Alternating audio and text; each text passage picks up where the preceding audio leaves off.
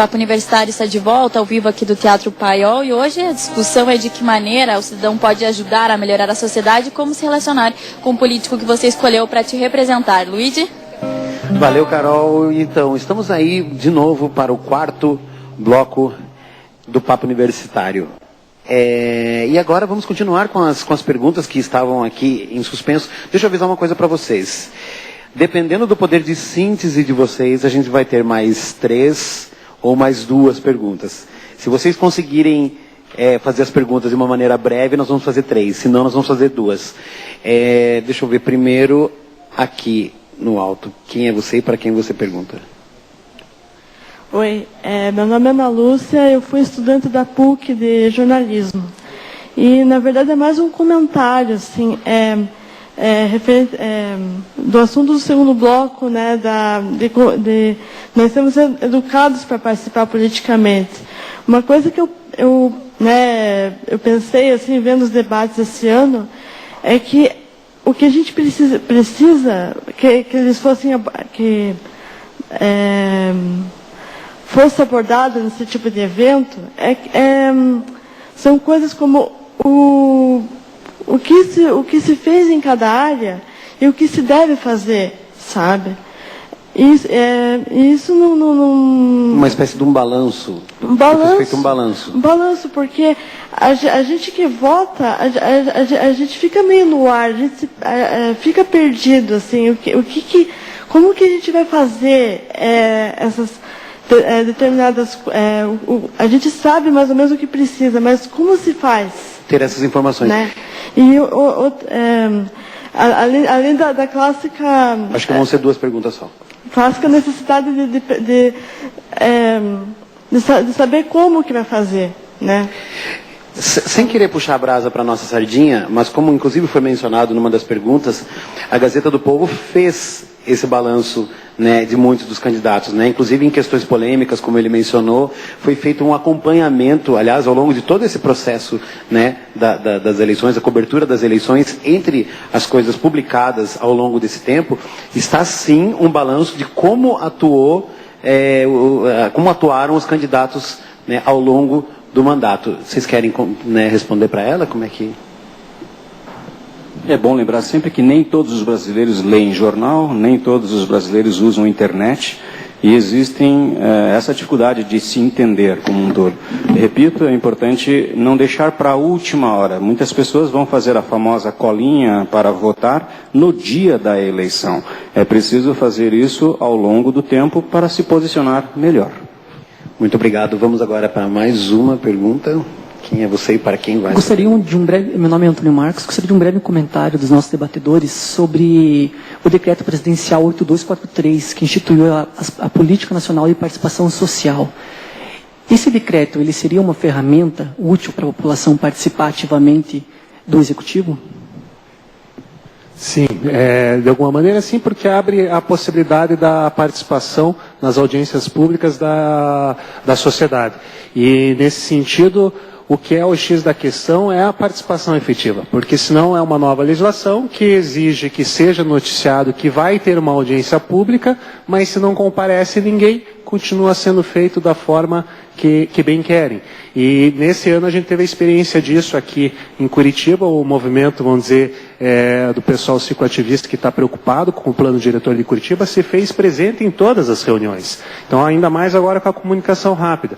Por mais que saia só num edital dizendo, está aberta a sociedade, se sai num edital, está aberta a sociedade. E se um comunica para os outros e vão 10 e fazem pressão, a coisa funciona. Se ficar só para divulgar, para fazer cumprir a lei e não há uma participação efetiva, realmente daí não funciona. Ou seja, saiu o edital para participação, tem que ir, e a gente vê que funciona. Se você levar 10, 15, 20, 30 pessoas, já se comporta de uma outra maneira a construção desse diálogo com a sociedade junto da administração pública. Só tem que tomar cuidado para que isso não seja vinculante de uma determinada política, para que não se institua também uma ditadura da maioria, né? Nesse caso. Com certeza, por isso que é uma audiência pública, para todas as partes serem ouvidas. A gente já chegou em audiências públicas e por parte dos comerciantes chegaram a falar assim, não, mas o que esse pessoal da bicicleta está fazendo aqui, eles não deviam estar participando junto. Mas sim, a audiência pública é para ouvir todo o diálogo multilateral. Muito bem, vamos agora para uma terceira pergunta, acho que vai dar. Ah, tá bom. Desculpa, antes de ir para lá, vamos aqui mais uma vez para o meio. Olá, eu me chamo Letícia, eu era estudante de TO na Federal do Paraná. E minha pergunta é, por que não existe uma pré-seleção quando um político vai exercer o cargo? Por que não tem um critério para isso? O critério é de pré-seleção. Por exemplo, o Tiririca entrou na política, palhaços, tipo qualquer pessoa. Mas só entrou porque votaram nele. Né? O critério é ser brasileiro, ser maior, né? Ter a idade, sim, mas estar afiliado a um partido e ser votado. Senador que tem que ter 35 anos. Senador, governador 30 anos. Essa é uma pergunta muito perigosa. Né? Porque se eu perguntar a você, e eu não vou fazer essa pergunta, que critérios seriam esses? Seria o quê? Quem deve ter faculdade? Isso é a democracia, né? Não, sim, era só isso. Nós somos uma democracia. Ah, entendi, obrigada. Muito obrigado. Posso complementar? Pode, claro. Por um lado, você fere a democracia quando se estabelece critérios de candidatos. Mas uma reflexão seria, independente para que você seja candidato, como se fosse mais ou menos o curso de noivo para casamento. Né? Seria preciso você ou fazer antecipadamente para saber qual é o seu papel, né? Ou então, pelo menos os eleitos, por exemplo, agora, nós já sabemos quais são os deputados eleitos, e esses teriam sim que fazer um curso mínimo de legislações, enfim, uma gama de aprendizado para exercer efetivamente o seu mandato como um deputado. Posso fazer uma pergunta? Claro, Mas lembrando que tem um critério que é bom, que é o ficha limpa, né? Esse vitória recente nossa. O ficha limpa não se questiona, isso é fundamental. Você acha que tem algum ingênuo que não sabe por que ele está lá? Não, eu diria, se você olhar do ponto de vista positivo, nas nossas pesquisas na PUC, sim, existem deputados que não sabem o que fazer, existem senadores que têm dificuldade de representar o seu Estado. Um senador, ele representa o Estado, ele não representa o cidadão, ele não representa um partido político. Então, e muitas vezes eles esquecem desses princípios básicos e não sabem atuar. Como deputado, ele é representante do cidadão num nível federal e representante do cidadão num nível estadual, como é o vereador que ele é representante também. Então, eu me refiro nessas condições, não individuais, mas no sentido do nosso país, no sentido mais coletivo, isso sim deveria ser retomado, reestudado e participado como tem. Nós precisamos fazer uma prova para dirigir, nós precisamos fazer eventualmente um curso para casar, então talvez nós tenhamos que fazer um curso para ser político partidário. Ou fortalecer partidos, fortalecer os eleitores, quer dizer, na verdade, é um processo no qual o senador não cai lá de paraquedas, o deputado não cai lá de paraquedas.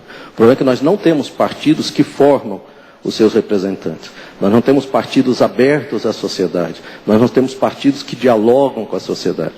Então, tudo isso cria essas distorções. Né? Acho que não é ou, acho que é e, né? É tudo isso conjunto.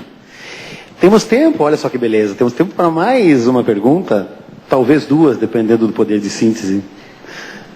Eu conheço você, Priscila, você é Priscila, diga, mas apresente-se para as pessoas, diga. Boa noite, meu nome é Priscila. Eu quero direcionar a pergunta para o Daniel e só pegar um gancho da pergunta do Pedro aqui. Daniel, você falou da questão das coligações, que você tem um nome lá de uma coligação e você está escondendo o teu partido e você não sabe em quem você está votando, na ideologia que você está apresentando. Quando você vai digitar o número do teu candidato lá na urna, você necessariamente sabe o partido que você está votando, porque você pode se informar através daquela legenda. Seria uma questão de você realmente buscar essa informação.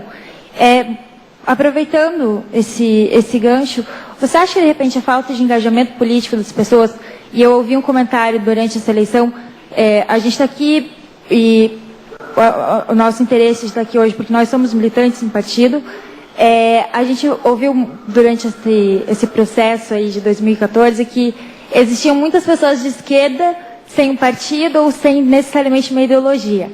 De repente são pessoas esquerdistas por aí, sem ter necessariamente uma identificação Em outros países a gente vê pessoas de direita, pessoas de esquerda. De repente, por isso, as pessoas não têm uma motivação de participarem porque não se encontram neste ou naquele grupo.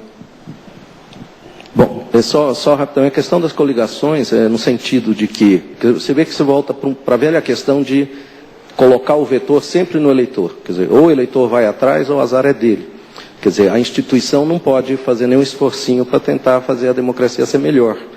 Então, do ponto de vista de uma reforma política, na medida em que você acaba com as coligações, você dá a cara para o partido. Eu sei que o seu partido é um partido que historicamente se construiu de baixo para cima. Então ele tem uma personalidade, ele tem uma cara, ele talvez seja um dos poucos partidos em que se possa identificar só pelo número, como você falou. Eu não sei, são 30 partidos hoje oficiais no Brasil, 28 com representação no Congresso Nacional. Eu sou professor de História e confesso aqui na frente de todo mundo, se você me perguntar qual a lista desses partidos, eu vou dizer não sei. Se você me perguntar o que eles pensam, eu vou dizer não sei menos ainda. Se você perguntar o que significam aquelas siglas, eu vou dizer desculpa, eu não sei nada mesmo. Então é preciso que a gente entenda que a democracia precisa melhorar para ajudar o eleitor. E as regras institucionais, elas têm que ser sempre no sentido de tornar as coisas claras e transparentes. Né? A Gazeta fez um trabalho maravilhoso de buscar transparência, informação e transparência. Né? E criou um mecanismo por meio da rede social, por meio da internet, que facilita o acesso. A nossa legislação eleitoral, ela vai no sentido inverso. E depois todos nós sabemos que coligações servem para outros interesses, né?